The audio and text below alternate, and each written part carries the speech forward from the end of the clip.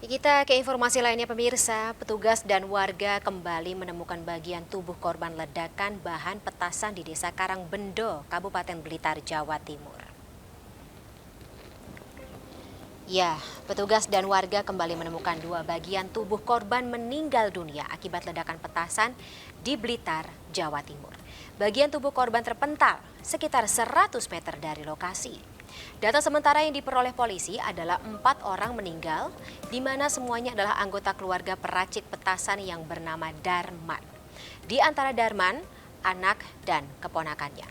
Atau di antaranya, Darman, anak dan keponakannya. Selain mengakibatkan 4 orang meninggal, 25 rumah warga rusak berat. Keponakan yang berada di sebelah rumah korban itu memang yang bersangkutan. Pemirsa, kita akan ketahui perkembangan terkini dari penyelidikan peristiwa meledaknya bahan petasan yang menewaskan 4 orang. Saat ini kami telah terhubung dengan Kapolresta Blitar, AKBP Argo Wiono. Selamat sore Pak Argo. Oh ya.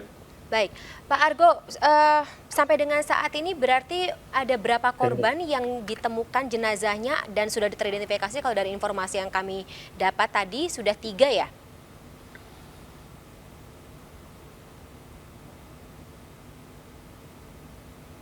Pak Argo? Pak Argo, apakah mendengar suara saya dengan cukup jelas? Iya, jelas Mbak. Baik, saya ulang lagi pertanyaannya ya Pak Argo. Pak Argo, saat ini sudah ada berapa korban yang teridentifikasi atau jenazahnya mungkin sudah dievakuasi oleh pihak kepolisian? Ya, jadi sampai dengan saat ini sudah ada 3 korban yang teridentifikasi, yaitu atas nama Bapak Darman, Bapak Arifin, dan Bapak Widodo. Kemudian 1 korban itu masih menunggu hasil dari uji DNA karena datanya sementara masih dicocokkan mengingat potongannya masih belum bisa diyakinkan gitu. Jadi tim DVI masih ragu-ragu sehingga akan dilakukan uji DNA seperti itu. Oke, ini semuanya satu keluarga ya Pak? Iya, 1 keluarga. Oke, Darman, Arifin, dan juga Widodo ini hubungan keluarganya apa Pak? Bapak Darman ini sebagai orang tua dan Pak Arifin dan Pak Widodo ini putranya beliau. Oke, usianya apakah sudah teridentifikasi, sudah diketahui juga dari hasil forensik? Iya, kalau Bapak Darman, kalau kita lihat dari kakaknya itu kurang lebih sekitar berusia 62 tahun ya. Kemudian untuk Bapak Arifinnya sendiri itu sekitar usia 29 dan Bapak Widodonya itu 26. Oke, Ya, adiknya. berapa orang Pak yang tinggal di rumah tersebut? Menurut dari hasil informasi dari warga atau dari keluarganya itu ada 4 orang. Nah, ini yang satu lagi nih sementara masih kita lakukan pencocokan, kita masih menunggu hasil dari tim DVI. Kalau dari kakak juga pas atau sesuai begitu ya jumlah orang yang tinggal di rumah tersebut? Kalau dari kakak ada yang lainnya, sebetulnya masih ada kakaknya dari Pak Arifin dan Pak Widodo, kemudian juga ada istrinya, tapi kita cocokkan dari keterangan atas namanya itu, tapi dari hasil informasi dari tetangga sekitar memang di situ hanya berempat. Oke. Demikian. Data antemortemnya apakah didapat dari kakak korban tersebut, Pak Argo? Iya, dari adiknya dan dari kakaknya. Jadi kalau yang dari anak-anak tadi sudah didapatkan dari kakaknya, tapi untuk yang Pak tadi yang terakhir ini Pak Wawa ini kita ambil dari adiknya. Jadi Pak Wawa ini adalah adik iparnya dari Pak Arifin. Baik, Demikian. baik. Pak Argo, saya harus konfirmasi lagi. Ini Ya. keadaan jenazah seperti apa, Pak? Ya, jadi kalau keadaan jenazah dari Pak Darman ini masih utuh. Kita lihat dari posisi pada saat ditemukan itu berada di depan, jadi kemungkinan beliau pada saat kejadian ini berada di teras. Nah, kemudian untuk yang 3 ini yang memang menurut hasil informasi dan pemeriksaan dimungkinkan 3-tiganya ini sedang melakukan itu tadi peracikan itu dan kondisinya di belakang, sehingga pada saat terjadi ledakan hebat itu kondisinya nyaris hancur begitu ya. Baik. Satu keluarga ini memang bekerja sebagai pembuat petasan ya, Pak Argo? Yang 3 ini, tapi kalau Pak Darmannya sendiri ini tidak. Jadi hanya sebagai pemilik rumah, Hmm, tapi anaknya tadi yang sementara kita duga pembuat petasan itu. oke. Pak Argo, saya juga harus konfirmasi terkait dengan kronologi atau penyebab kejadian ini benar karena petasan yang dirakit oleh para korban ya? Iya, jadi kita sudah lakukan investigasi dari tim Jibom dan tim lapor. Berdasarkan hasil dari investigasi, di lokasi pertama ditemukan ada titik epicentrum ledakan Mhm. dengan kurang lebih diameter sekitar 2 meter dan kedalaman kurang lebih sekitar 50 cm.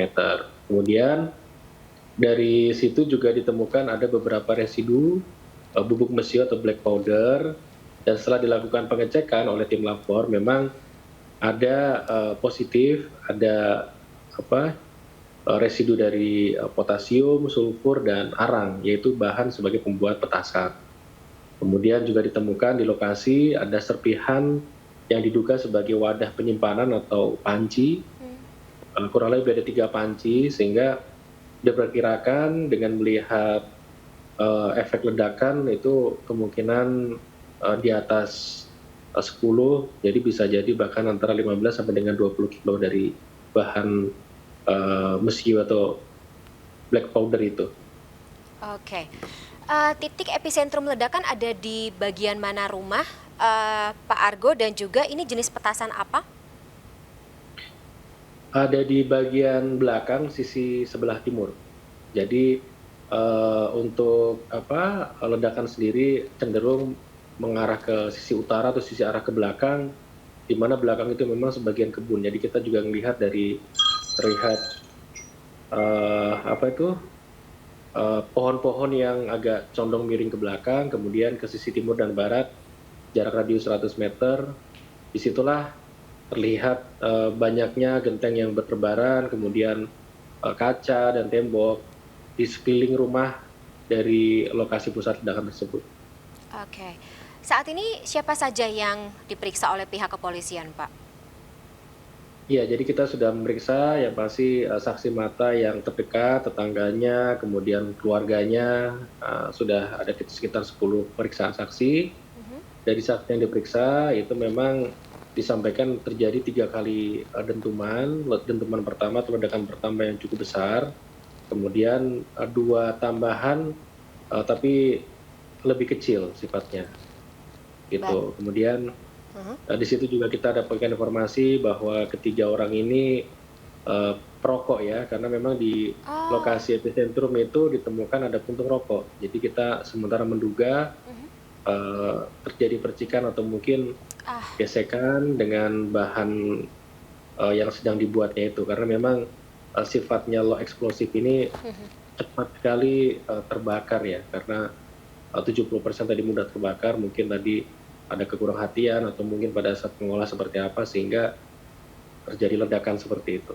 Mhm. Kalau dari keterangan para saksi juga, Pak, terutama mereka yang tinggal di sekitar lokasi kejadian atau rumah dari, Pak Darman ini, Pak Argo, menyebut ini rumah dijadikan sebagai lokasi pembuatan petasan ini sudah lama?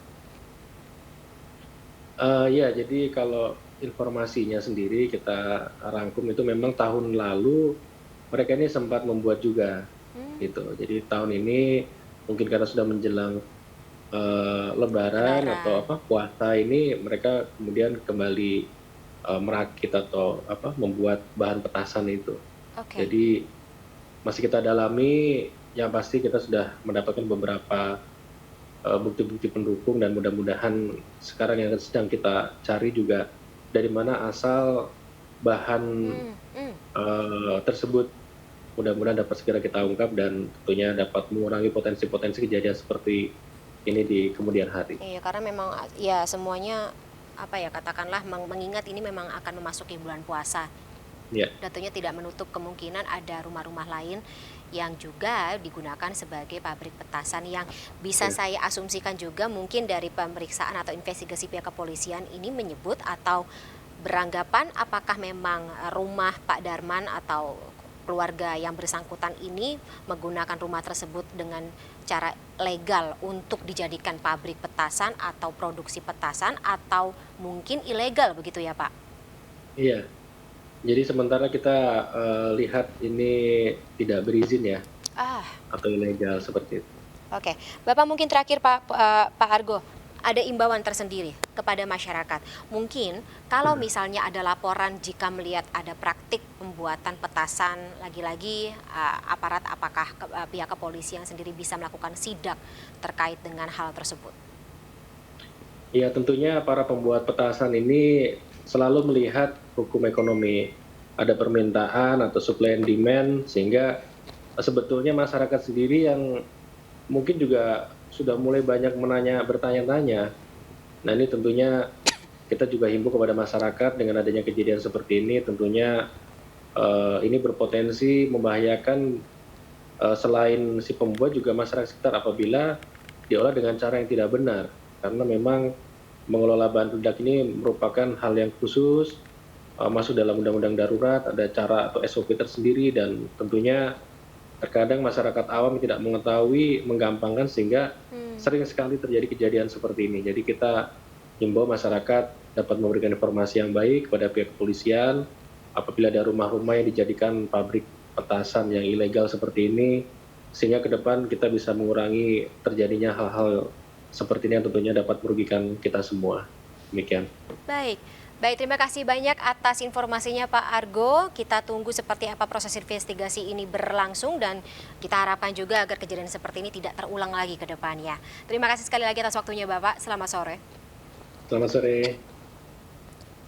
Pemirsa, Medan terjal, sulitkan proses evakuasi korban kecelakaan helikopter rombongan Kapolda Jambi. Kami akan segera kembali dengan informasinya.